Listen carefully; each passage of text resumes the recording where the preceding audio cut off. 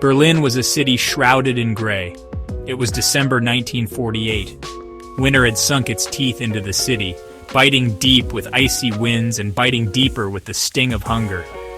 The war was over, but its ghost lingered, visible in the shattered buildings and the faces of the people. The Soviet blockade had tightened its grip, turning the city into an island of isolation. Food was scarce. Coal was even scarcer.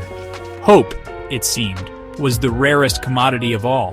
But even in the darkest of times, the human spirit flickered. In the heart of the city, a small community clung to life in a bombed-out apartment building. Among them was Annalisa Kraus, a schoolteacher with eyes as bright as the embers in her makeshift stove. Her small apartment was a haven for the children, a place where stories and laughter momentarily chased away the cold. Every day, Annalisa looked up at the sky, a silent plea for a miracle. Little did she know that a miracle was on its way, soaring through the clouds, its wings heavy with more than just cargo. It was a C-47 Skytrain, its nose painted a cheerful red, its pilot a young man from Iowa named Captain Jimmy Carter.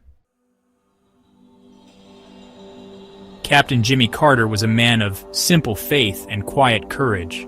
The war had taken him far from his family's farm, but it hadn't hardened his heart.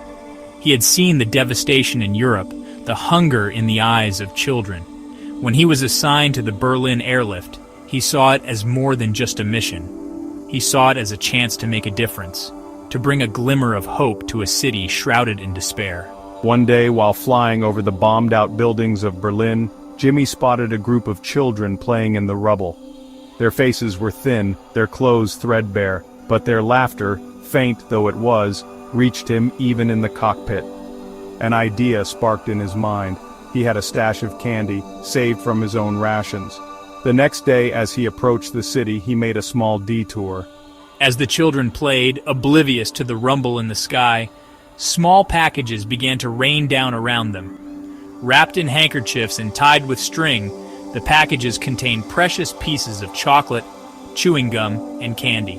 The children looked up in astonishment, their eyes wide with wonder. One little boy, his face smudged with dirt, pointed at the sky and shouted, "Uncle Wiggly Wings!" The name stuck. The news of Uncle Wiggly Wings spread like wildfire through the ravaged streets of Berlin. For the children, he was a mythical figure, a symbol of hope in a world that had forgotten how to smile. For Jimmy, it was a simple act of kindness, a way to connect with the people he had been sent to help. Meanwhile, Annalise was busy organizing a Christmas Eve feast for the residents of her building. It was an impossible task, given the scarcity of food, but Annalise was determined to bring a flicker of Christmas cheer to their lives. She traded her grandmother's silver locket for a sack of potatoes, bartered her winter coat for a small ham, and rallied the community to contribute whatever scraps of food they could spare.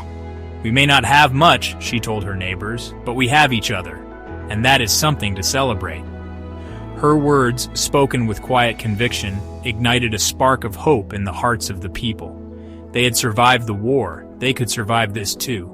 And so they came together, pooling their meager resources, sharing what little they had, and finding strength in their unity.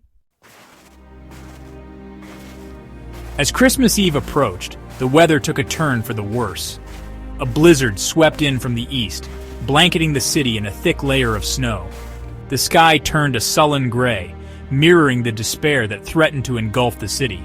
The airlift was grounded, the planes unable to take off in the blinding snow.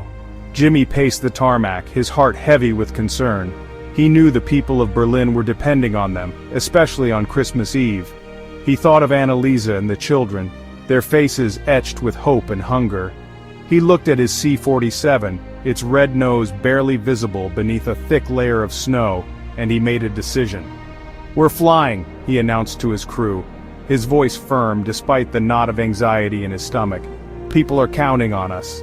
The crew, inspired by their captain's unwavering spirit, worked tirelessly to clear the snow from the runway and prepare the plane for takeoff. The storm raged around them, but they refused to be deterred. The fate of Berlin and the spirit of Christmas hung in the balance.